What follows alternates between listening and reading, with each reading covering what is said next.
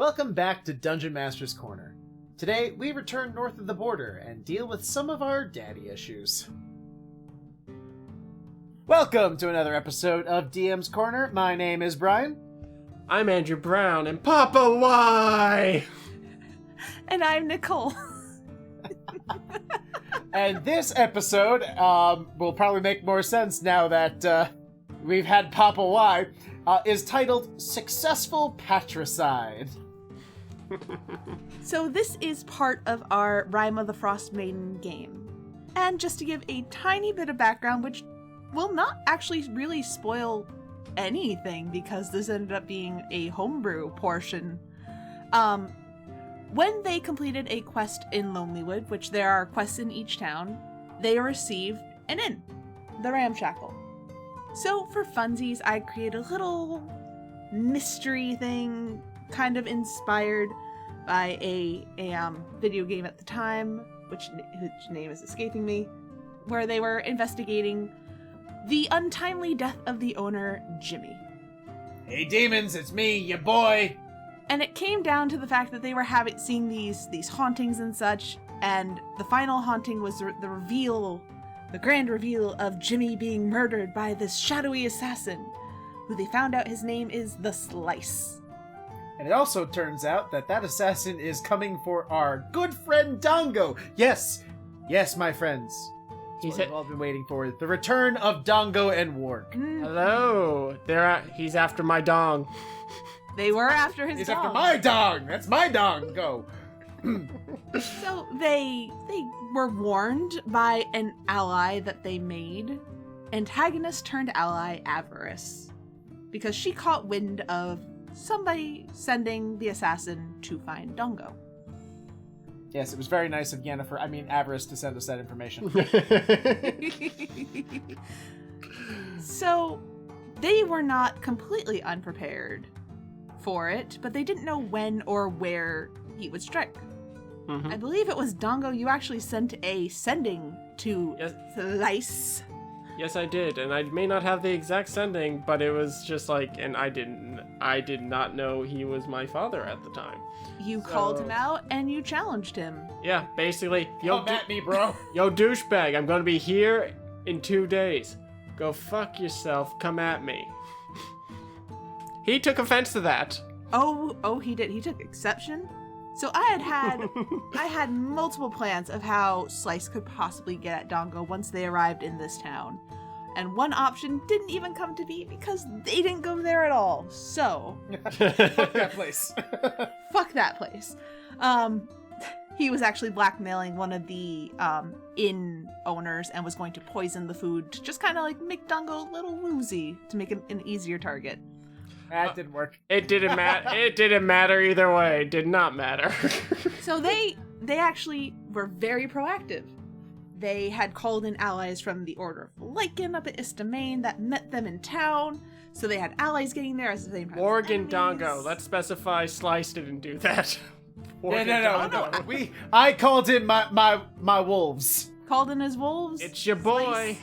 Slice brought some allies of his own because he knew what he was walking into, kind of. Very dumb allies. Very dumb allies.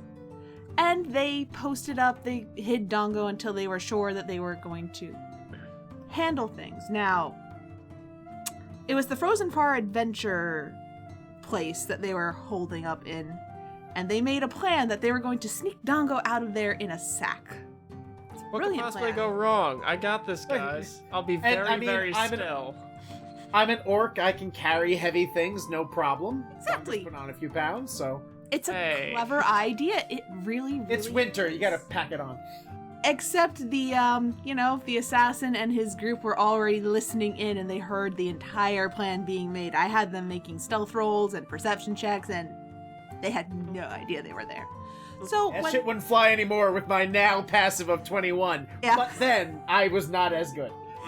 So as they start to sneak him out in the bag on his back, all of a sudden, Dongo is a much easier target. Just aim for the bag. Which Slice did, and for the stat block, I was just using the assassin. So he got surprise, which was advantage, plus the poison, plus the sneak attack. plus the auto crit. Plus the auto crit, and just drop Dongo in like one hit. Yep, I was out for this entire fight. Yeah, well, thankfully, one of the Order of the Lycan people that I had called down was a cleric. Now, the thing is, they were not going to get involved in the fight because it would unbalance the whole thing. But basically I said, just do what you can, which was at least spare the dying on him so we can deal with this. Spare the dying, keep him alive. Keep him alive. That's all I asked. Keep him alive. I didn't want to overburden the DM with stuff. But they did do a cure wounds and Dongo got up. But by the time I think that was because the DM was feeling sad that you got nothing. Yeah, no, it's fine. And literally I was like, if I get up and move here, can I cast this? No. Can I cast this? No. Can I cast... Well, fuck. Because it was mostly because of range and vision and such. Not telling him no for no reason. Oh no, but I will specify this, that after a certain point, like once we got like most of their underlings together, because I didn't get up until like the last like maybe 3 were left plus Slice. So then I got brought up. And I was chasing Slice down. I was ignoring the rest of them, and he was running away from... I went werewolf. He was trying to run away, and that actually fucked with your range, because he was running. He couldn't do anything. So in the end, I guess the only thing I could do was be the spiteful little bitch Dongo is, and so he started preparing Sending to go off. Just at a moment of his choosing, because Nicole did say that Morg tossed me in, and I woke up in the door, which apparently was a straight shot to down the street where Slice was running. So I was just preparing the spell, made the whole thing, and I vaguely remember what I said, so I'll tell it once we get to that point. Yeah, so I at that point am pissed off because you just dropped my friend. Mm-hmm. And really the only friend outside of the order that I had here, because I like Percy, the Dragonborn Paladin. He's a good kid. At this point, Enoch and I were not seeing eye to eye, and Ira is my charge. I take care of her. Not so much friend, more charge. Yeah, she's like a daughter to me. Siri. But so I'm pissed off, and I am clawing at this guy. He cannot outrun me. Like, he cannot. I have I'm a dual weapon fighter, so with my speed of 40, he can double move. I can double move, catch him, and still swing. Mm-hmm.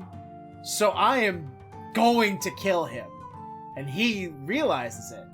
And as he goes to the ground, that is when the spiteful little bitch we all know and love fires his spell. And Sending goes off. I send to him, hey asshole, listen, be a better shot next time. Still alive. Hope you like my werewolf. And I think he uttered out something like about his rose. He uttered out about his rose, and since nobody else is in the game besides us, Rose is my mother. Which then I started making intelligence checks to be like, what the fuck does Rose mean, and all this stuff, and then eventually clicked.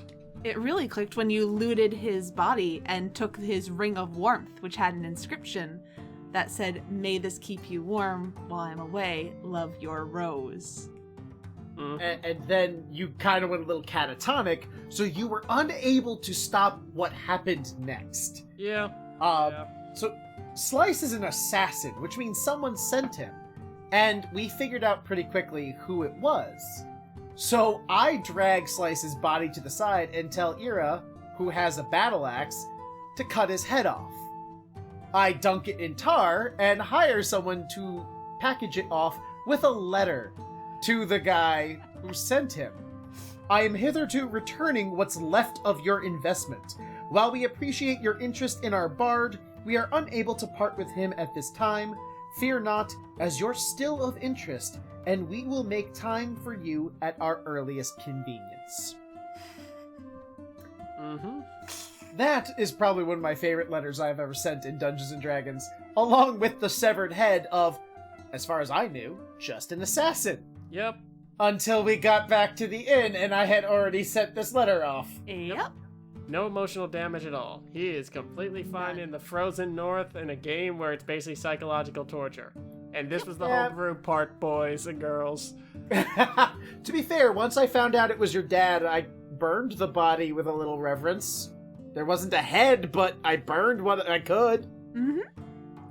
No, I know. Pretty much Dango was, like, in the end, it's just, like, he's dead, and Dango, like, doesn't know anything about, like, resurrection magic, and, like, eventually, like, I'll probably dip into that of just, like, Dango needs to know. Like, he's one of those characters now that literally, like, after all the shit he's gone through, after major daddy issues, shit stepdad issues, and literally, like, he needs to know why, because in later things, Slice knew exactly who he was, too. Yeah, I was flipping through my notes and I'm like, hey, wait a minute. Hey, Andrew, the letter I got from Avarice here says that there's a wanted poster for Ansel Dango, which means Slice knew who you were. I always mispronounce it. I know, I'm just...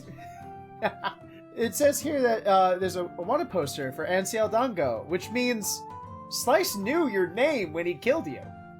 Or tried to kill you. Mm-hmm. And I'm like, that kind of makes him a real shit dad, doesn't it? And Dango had like the 1,000-yard stare. Out of the dome! Everyone out! Out of the dome! We had to leave the Lehman's tiny hut because he had a bit of a tantrum. And then Percy gave him some weed and he kind of hotboxed the dome.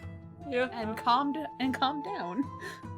But we'll see how well that goes next time, but, Yeah. no, we're pretty much at the end game with this, so, That's up to date, right there. That's some up-to-date info at the time of recording, so. Yeah. But, yeah, so... It'll be fun to see what happens when the Pashaw gets the head of the assassin. I miss Pie. I miss Demon Pie. Remember when our biggest problem was Demon Pie? Not, we killed your father and sent his head off as a threat to the guy who wants to kill you. Yeah. Good old days. Good old days. The good old days. I am so proud of this. I am just so proud.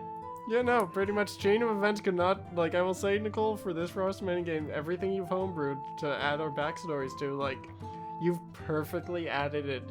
And, like, this is a prime example of, like, I'm not going to say good DMing, but very detailed DMing. Because the whole good DM thing, everyone's good at something in their own right.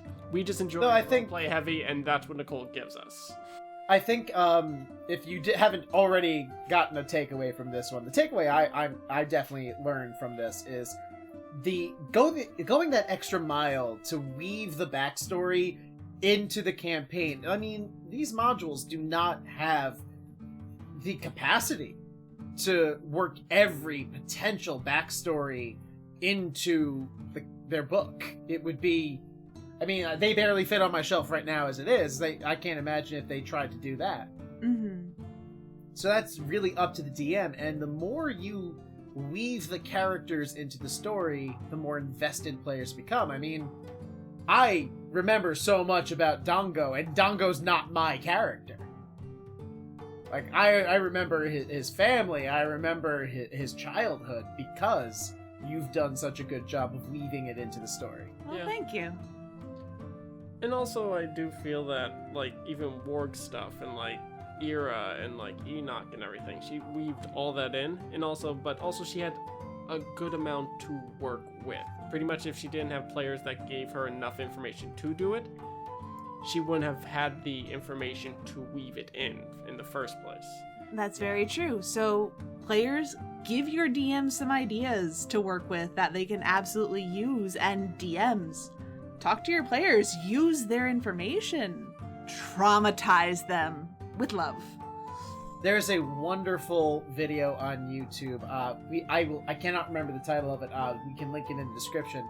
But it is the 6 questions to ask yourself while building a D&D character, or a character for any campaign, any game, Call of Cthulhu, Vampire the Masquerade, all this stuff.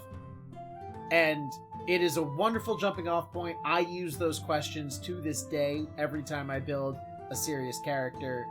Highly recommend it. I will also say that anyone out there who has, like, any theater background training or anything like that, because I went to school for theater as a tech, as an actor, so for me, when I build a character, and even for people who are scared to go on stage and stuff like that, like, this is, like, for some people, the only chance you ever really get to act, in my personal opinion. And my thing I will say is, treat these characters... It's a game, so basically sometimes they die and it sucks, but don't take things too harsh. But also, treat these characters, when you build their backstory, like human beings. There's a great video by Board Goblins, B-O-A-R-D, Goblins. Great PC, 6 questions to create the ultimate backstory for your player character in role-playing. It is a fantastic resource. There will be a link in the description. And I think that about wraps up our successful Patricide. Thank you all for joining us for this episode of the DM's Corner. My name has been Brian. My name is Andrew, and you killed my father. Prepare to die. Sorry. And I'm Nicole. Thank you all for listening, and we hope you enjoyed. Bye. Bye. Bye. Thank you for joining us for another episode of Dungeon Master's Corner. If you'd like to support us, please visit our Patreon at patreon.com/reliably chaotic. Shipping costs for human remains are getting ridiculous. At least we get the family discount. You can also drop us a line on Twitter at Reliably Chaotic. We'd love to hear from you.